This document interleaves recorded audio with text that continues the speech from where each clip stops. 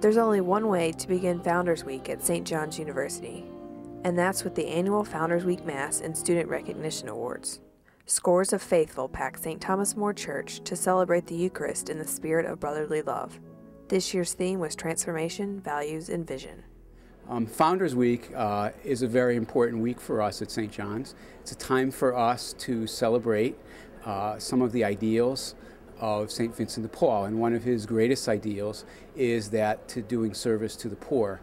And he has a special way of looking at service. It's not just doing the service, it's doing the service but reflecting on the service to see what impact that service has on the people that we serve and also on ourselves. During the Mass, student leaders brought forth the communion gifts.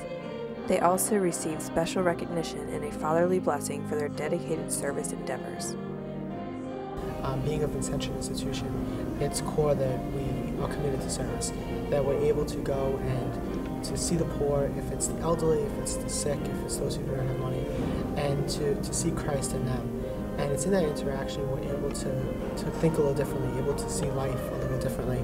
And in that, like, our focus changes, our life changes by that experience.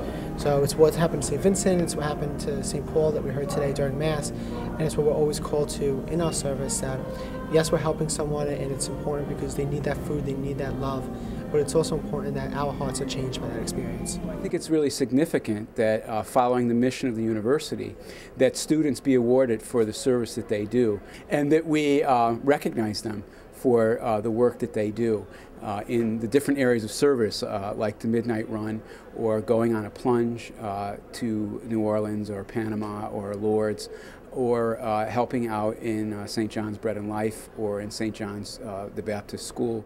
All of those types of service that students do, they should be encouraged and helped to understand that it's not just the service, but it's the impact that you can have in helping people, and also the impact that you might have on helping to change systems.